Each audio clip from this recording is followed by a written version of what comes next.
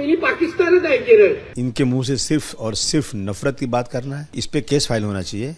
Samajwadi party के विधायक अबू आजमी जी हमारे साथ हैं। आजमी जी, महाराष्ट्र में नए मंत्री बनाए गए हैं नीतीश राणे। वो कहते हैं कि केरला के जो लोग हैं वो आतंकवादी हैं जिन्होंने वोट देकर राहुल गांधी और प्रियंका गांधी को सांसद बनाया, और केरला जो है वो मिनी पाकिस्तान है। क्या कहेंगे? मुझे हंसी आती है इस तरह ओछी और थर्ड क्लास बातें करना और ऐसे आदमी को मंत्री बना देना। मैं समझता हूँ क्या बीजेपी ने यही तय किया है कि इनके मुंह से सिर्फ और सिर्फ नफरत की बात करना है। मैं समझता हूँ कि इस पे केस फाइल होना चाहिए। केरला के लोग एक सेकुलर लोग हैं। केरला के लोगों ने वहाँ पे फ़िरका परस्तों को घुसने नहीं दिया है। मैं उनको बधाई देना चाहता हूँ। और वो केरला के लोगों को आतंकवादी कहते हैं। मतलब इस पे मुख्यमंत्री जी को देखना करना चाहिए कि इस तरह की बातें करने वाले को के खिलाफ सख्त कार्रवाई होना चाहिए। मिनी पाकिस्तान जैसे शब्द का इस्तेमाल किया उन्होंने आजमी साहब। नहीं, मतलब भारतवर्ष मिनी पाकिस्तान है होना है, इस तरह की बात है। जिस एरिया में थोड़ा माइनॉरिटी के लोग रहते हैं उस एरिया को मिनी पाकिस्तान कहते हैं ये लोग। देखिए, मुसलमान इस मुल्क में बाई चांस नहीं बाई चॉइस है। मुसलमानों को कहा गया था कि इस मुल्क का संविधान बनेगा जिसमें सबको बराबर का हक दिया जाएगा। ये बार बार मुसलमानों को पाकिस्तान चले जाओ, ये मिनी पाकिस्तान है, और जहाँ माइनॉरिटी का इलाका है वहाँ पे कोई काम नहीं करना, इस तरह से जुल्म ज़्यादती करना, मैं समझता हूँ ये बहुत ही गलत चीज़ें हैं। इस पर सरकार को नोट लेना चाहिए।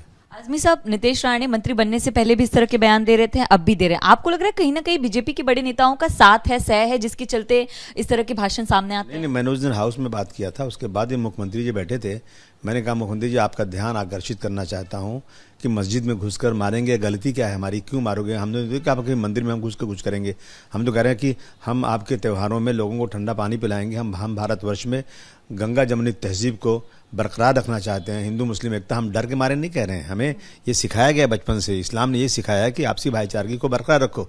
लेकिन ये लोग नफरत बात करते हैं और मुख्यमंत्री जी के सामने फिर वो खड़े होकर उन्होंने फिर वहाँ बोला ऐसी बातें। मैं समझता हूँ कि बड़े नेताओं का अगर सह नहीं होता तो ऐसे लोगों का भी मंत्री बनाया नहीं जाता। मेरा एक सवाल है कि नए साल के लिए कुछ ही देर बाकी है और ऐसे में बरेलवी साहब हैं, वो कहते हैं कि नया साल मनाना नाजायज है मुसलमानों के लिए। आपकी क्या राय है इस पर? बिल्कुल सही बात है। ये देखिए, आदमी की 1 साल उम्र कम हो जाती है। मुल्क जो आगे जा रहा है, हमें इस पे जो है इस तरह का निकलना, शराब पीना, नाचना गाना, नए साल में होता क्या? ये सब चीज़ होती है। नहीं, इस्लाम इन चीज़ों को सख्ती के साथ मना करता है कि आप नाच गाना, शराब पीना। नए साल मनाने का मतलब है कि आप सड़क पे उतरें और ढोल बजाएं आप जाके, और वहाँ शराब पिए जाकर लड़की लड़के एक साथ नाचें वहाँ पर। तो ये चीज़ें नाजायज़ है इस्लाम में, इसलिए उन्होंने कहा इस बातों को। कुछ हिंदू संगठन के नेता जैसे चक्रपाणी जी महाराज, वो कह रहे हैं कि बरेलवी साहब का ऐसा ही है, अगर उनके धर्म की बात हो तो सही है, उनके खिलाफ कोई हो तो वो चीजें नाजायज हो जाती हैं। नहीं, नाजायज मतलब ये तो दुनिया में इंसानियत हमारी संस्कृति है। ये कौन सा मजहब सिखाता है कि निकलो रात को निकलो 12 बजे ढोल बजाओ और रोड पे तमाशा करो, इस तरह से लड़के लड़कियां निकलें आपस से और शराब पिया जाए? ये तो सब हो रहा है। मैं समझता हूँ कि ये हिंदू धर्म में भी मना होगा, मना जरूर होगा, लेकिन ये लोग बता नहीं रहे इस बात को। बहुत बहुत शुक्रिया आपका। कैमरा पर्सन हासिफ खान के साथ मैं Namrata Dubey, ABP news Mumbai. ABP Majha, उघडा डोळे बघा नीट।